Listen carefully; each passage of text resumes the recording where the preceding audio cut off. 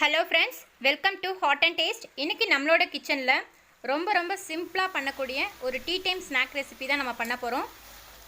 நல்லா மழை வர டைமில் சுட சுட பிளாக் காஃபி இல்லைன்னா டீ கூட நம்ம இந்த நேந்திரம்பழம் சிப்ஸ் வச்சு நம்ம சாப்பிடும்போது ரொம்ப சூப்பராக இருக்கும்.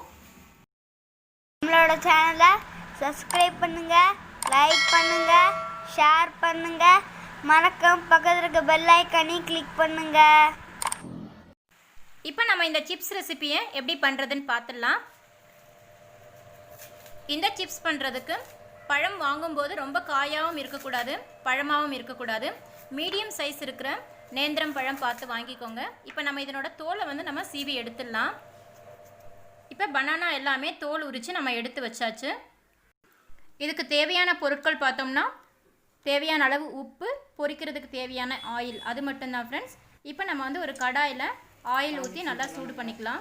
எண்ணெய் நல்லா காஞ்ச உடனே இப்போ நம்ம சிப்ஸை நம்ம சீவிடலாம்.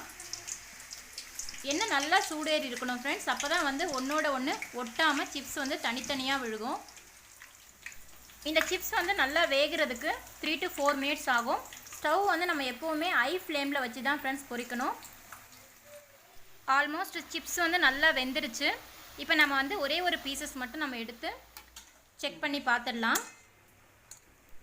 இந்த மாதிரி விரல் வச்சு நம்ம உடைச்சோம்னா உடையணும்.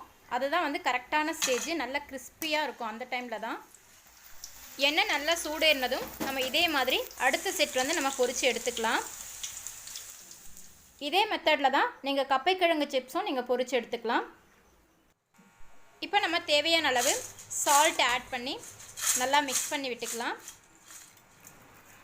உங்களுக்கு காரம் வேணும்னாலும் நீங்கள் பெப்பர் பொடி இல்லைனா மிளகாய்த்தூள் நீங்கள் சேர்த்துக்கலாம்.